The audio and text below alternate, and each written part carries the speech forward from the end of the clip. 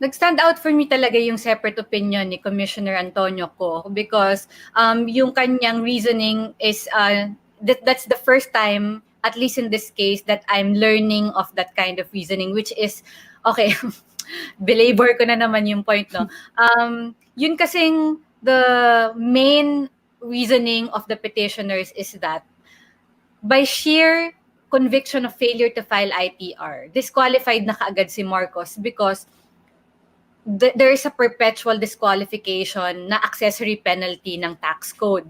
For the second division, sinasabi nila na yung perpetual disqualification of the tax code, hindi siya applicable to Marcos because wala siya sa CA ruling, and that it parang present lang siya nung 1986, nung 1994 PD, which took effect in 1986. So para sa second division, hindi na cover yung crimes which happened from 1982 to 1985. Eh di ba ang 1985 ITR mo, fina-file mo siya ng March 1986.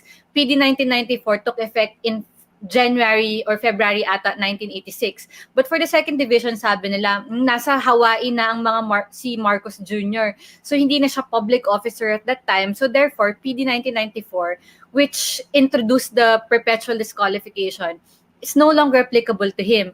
Commissioner Ko had a different view, and this is the first time that I'm learning of this view, is that para sa kanya, PD 1994 rightfully still applies to Marcos because he was a public officer when he earned those that taxable income. Pero para sa kanya, there are two kinds of penalty. One is accessory penalty, and number two is principal penalty. For him, yung perpetual disqualification is a principal penalty, and the principal penalty for him needs to be explicitly written in a ruling. And in the CA ruling in 1997, hindi siya explicit.